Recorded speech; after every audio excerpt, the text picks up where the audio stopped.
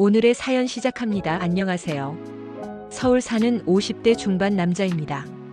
제 나이 32살 때 사촌동생에게 소개를 받아 아내를 만났습니다. 저보다 9살이나 어린 어여쁜 아내입니다. 연애하던 시절 누구보다 서울 생활을 동경하던 아내를 위해 제가 책임질 테니 결혼해 달라 하고 무작정 서울로 상경해서 돈이 되는 일이라면 뭐든지 했습니다. 서울 변두리기는 하지만 제 이름으로 된 아파트 하나도 있고 나름 가장으로서 남부끄럽지 않게 노력했다고 자부할 수 있습니다. 물론 아내도 놀고만 있지는 않았습니다. 자식 뒷바라지 한다고 아내도 언젠가부터 일을 해왔고 그렇기 때문에 같이 일궈낸 성공이라 생각되고 더욱 더 기쁩니다.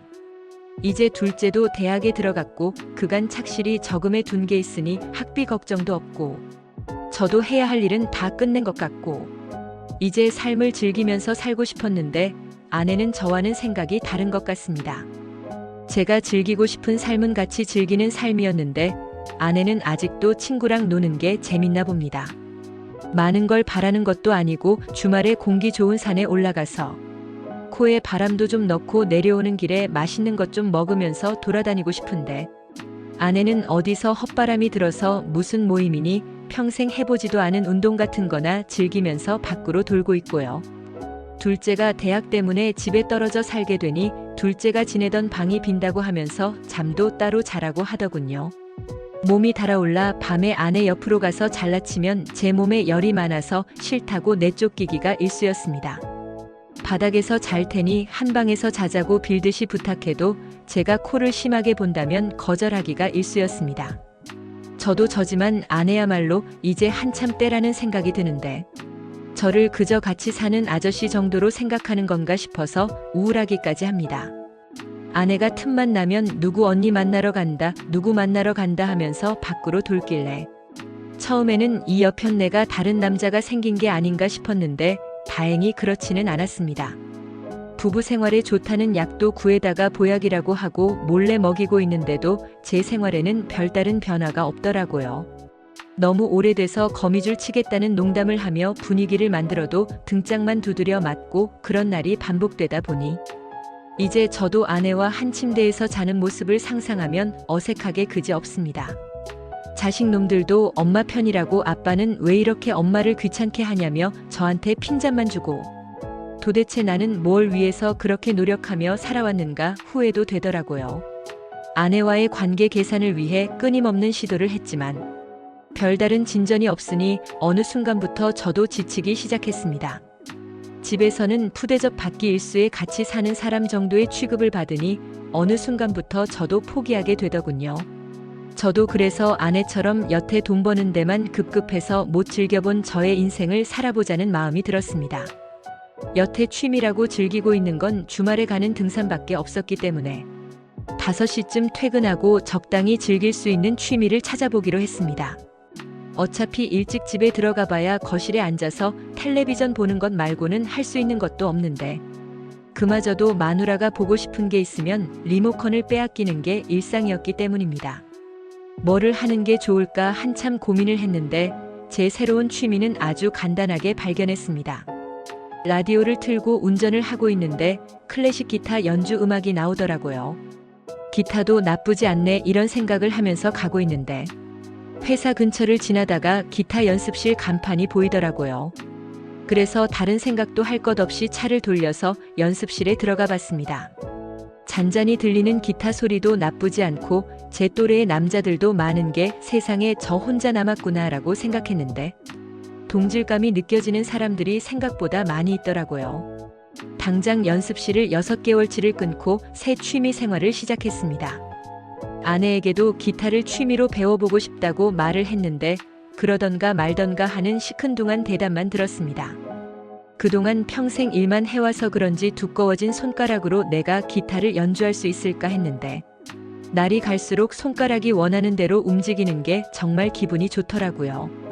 어느 주말이었습니다. 아내가 모임 사람들하고 공주에 갔다가 하루 자고 올 계획이니 알아서 밥 챙겨 먹고 있으라고 말을 하고는 새벽 바람부터 밖으로 나간 날이었습니다.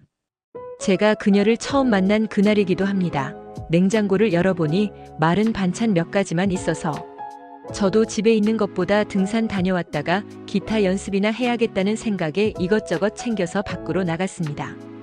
중턱쯤 오르니 허기 가져서 이만 등산은 접고 기타 연습실에나 가야겠다는 생각이 들었습니다. 주차장에 주차된 차 앞에 도착해서 트렁크에 이것저것 정리를 하고 있었습니다. 누군가 뒤에서 저를 톡톡 치길래 돌아봤더니 웬 처음 보는 여자가 저를 아는 체를 하더라고요. 화장을 안 했는데도 얼굴에 윤기가 흐르고 예쁜 얼굴이었습니다. 보통 이렇게 예쁜 여자를 개인적으로 알고 지내진 않기 때문에 회사 일 때문에 알던 사람인가 싶어서 기억을 짜내봤지만 기억이 나질 않았습니다. 그래서 기억이 안 난다는 듯한 애매한 표정으로 인사를 받아줬는데 그녀가 저에게 자기를 못 알아보겠냐며 실망이라고 하면서 자기가 누군지 소개해줬습니다. 그녀는 아내의 고향 친구였습니다. 20년도 더 지났는데 그녀가 저를 알아보는 게 오히려 더 신기할 따름이었습니다. 결혼하기 전에 몇 번 만나고 결혼식장에서 인사를 나눈 게 전부였던 것 같은데 그녀는 저를 정확하게 아내의 남편인 걸 기억하고 있었습니다. 못 알아봐서 미안하다고 사과하고 여기엔 어쩐 일인가 물어봤습니다. 아내의 친구 중에 서울로 올라와서 살고 있는 사람은 없는 걸로 알고 있었거든요.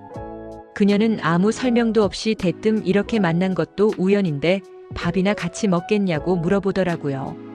그녀의 뒤를 보니까 일행으로 보이는 사람들이 조금 있었습니다.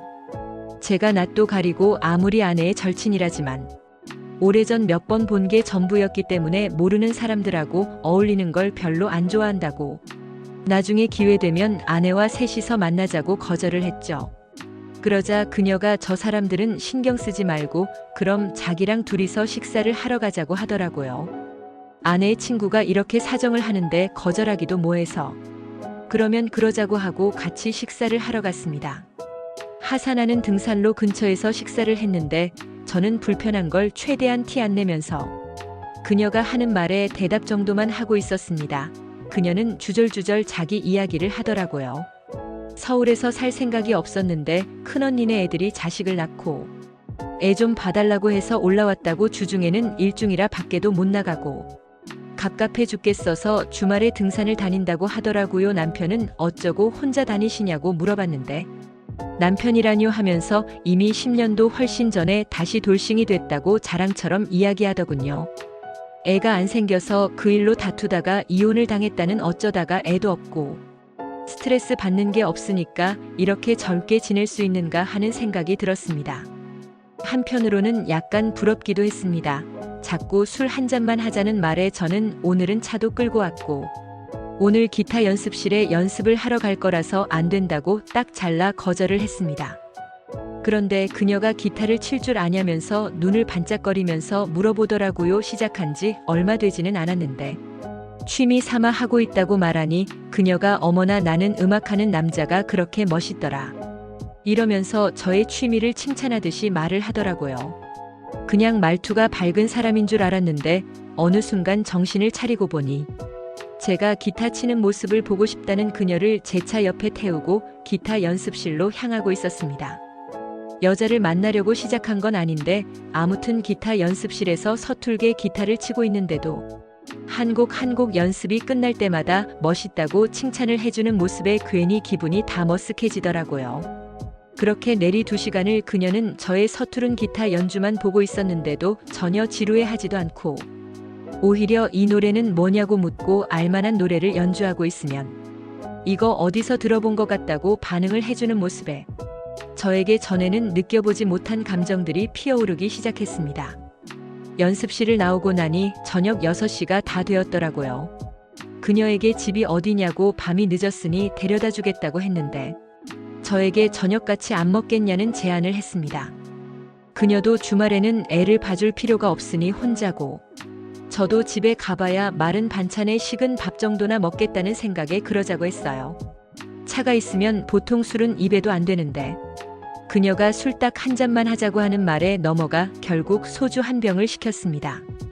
오랜만에 기분도 좋고 예쁜 여자가 제 말에 반응도 잘해주면서 따라주는 술을 한 잔, 2잔 들이키다 보니 딱 한 잔만 마시기로 했던 게 무색하도록 벌써 둘이서 소주를 4병을 비운 상태더라고요. 얼큰하게 취해서 나와 택시를 잡아줄 테니 들어가라고 하고 저는 대리기사를 부르려고 했습니다. 그런데 그녀가 대뜸 뭐하러 돈을 2번을 쓰냐면서 저쪽에서 잠깐 쉬었다 가자고 하는 게 아니겠어요. 평소라면 취기가 살짝 오를 만큼의 술이었는데 그날따라 술 기운 때문인가 그녀와 함께 했던 오랜만에 느낀 즐거웠던 하루 때문인가 이미 제 발걸음은 그녀의 뒤를 쫓아가고 있었습니다. 그렇게 그날 저녁 그녀와 함께 합을 맞춰왔습니다. 정말이지.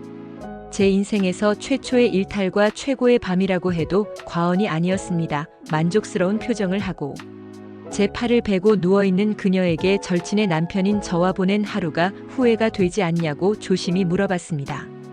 그녀는 피차 외로운 사람끼리 좋은 하루를 보냈으면 된 것이 아니냐며 오빠는 이게 불편하냐고 되려 저에게 물어왔습니다. 저는 아무 대답도 하지 못했습니다. 아침이 밝아서 그녀를 데려다주는 차 안에서 방금 전 저희 대답 때문인가 전날처럼 많은 대화를 나누지 못했습니다. 그녀가 사는 곳에서 그녀를 내려주고 제가 느끼는 감정이 후회인지 무엇인지 몰라 잠시 생각에 잠겨 있는데 갑자기 제 핸드폰이 울리더라고요. 언제 제 핸드폰에다가 자기의 번호를 저장해놨는지 그녀에게서 전화가 걸려왔습니다. 그녀는 이게 제 번호니까 마음이 정리가 된다면 다시 연락 달라고 자기의 주말은 오빠를 위해 항상 비워두겠다는 말을 했습니다. 지금도 아내 모르게 종종 그녀와 주말에 함께 등산을 하고 기타 연습을 하고 그날처럼 하루를 같이 보내고 있습니다. 아직도 집에서 찬밥 대접을 받는 건 여전하고요. 사연 들으시는 여러분들은 저희 행동에 대해 어떻게 판단할지 모르겠습니다.